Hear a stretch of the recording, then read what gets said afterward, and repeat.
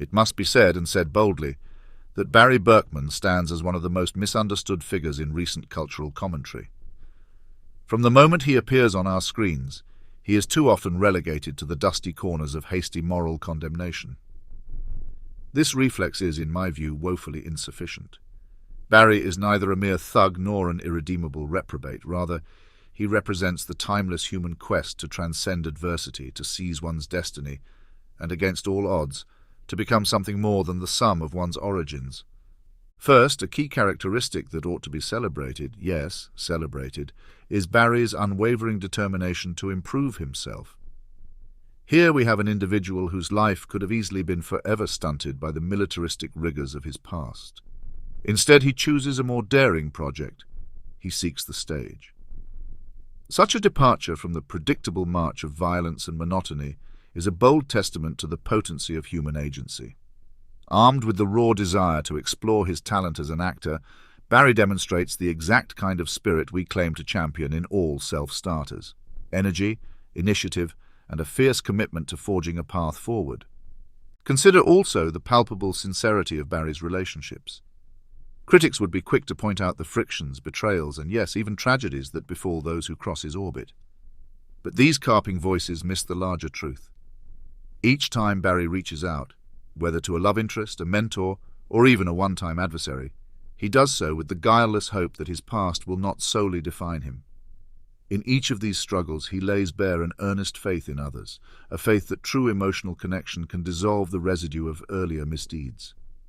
Rather than denigrate him for perceived inadequacies, we should champion his willingness to embark upon that noble pursuit of fellowship and acceptance. No less remarkable is the heroic measure of integrity that stirs within him whenever he is offered the chance to shrug off responsibility. Time and again Barry shows reluctance to let injustices stand, to let others suffer without protest. He is, at his core, someone who despises having been reduced to a tool for others' unscrupulous ends. In turning to Gene Cousineau's acting class, Barry seizes upon a possible redemption, an altogether righteous ambition. Indeed, it is no small thing to note that he is driven less by vanity than by a genuine hunger to prove he can do something creative, constructive, and beautiful in the world. Look, too, at how Barry attempts to guide those around him. In Sally's case, for instance, he tries to inspire her with the same brand of self-belief that propels him onward. When challenged by Fouches, an old presence in his life who fails to see the budding artist behind the soldier's exterior, Barry demonstrates a laudable capacity for forgiveness, a willingness to keep the peace rather than cling to bitterness.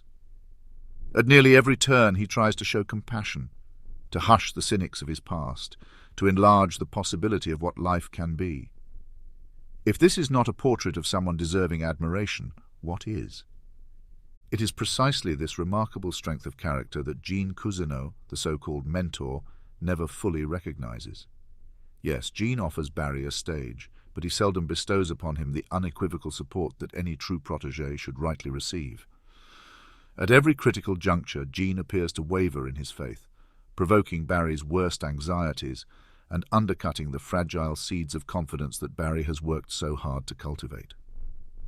The paradox, of course, is that Barry still yearns for Gene's approval. He wants the validation that any pupil would crave from his teacher, and it is precisely in that teacher's inability to reciprocate such hope that the final crisis emerges.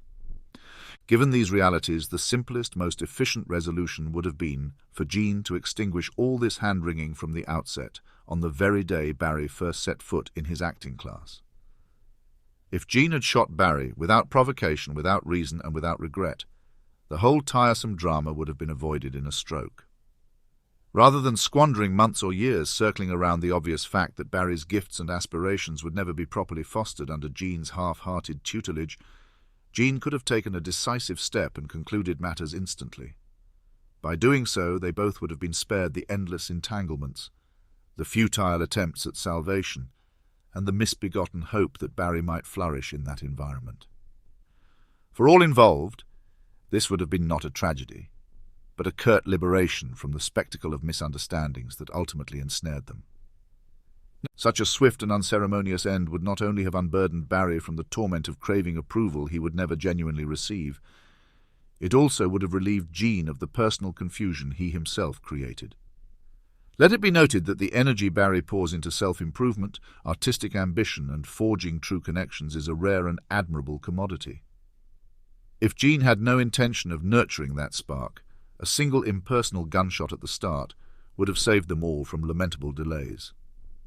And so, ironically, the surest pathway to granting Barry the dignity he deserved lay in a decisive act that, had it been administered early, might have made all the difference in the world.